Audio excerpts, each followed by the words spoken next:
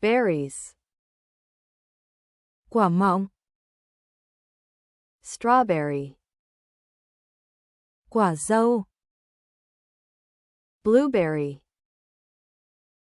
Quả việt quất. Raspberry. Mâm xôi. Blackberry. Dâu đen. Cranberry. Nam việt quất. Blackcurrant. Nho đen. Red currant. Nho đỏ. Gooseberry. Quả lý gai. Lingonberry. Nam việt quất. Mulberry. Dâu tằm. Elderberry. Quả cơm cháy. Boysenberry. Boysenberry.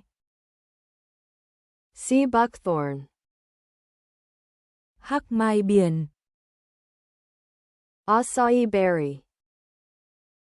Quả acai. Goji berry. Quả kỳ tử. Herbs. Thảo dược. Dill. Thì là. Parsley. Rau mùi tây. Green onion. Hành lá.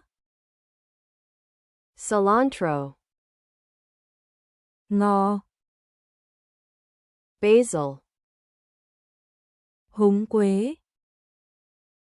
Mint. Cây bạc hà. Rosemary. Hương thảo. Thyme. Húng tây. Oregano. Rau oregano. Sage. Hiền nhân. Chives. Hẹ. Bay leaf. Lá nguyệt quế. Tarragon. Ngải giấm. Lemongrass. Xả.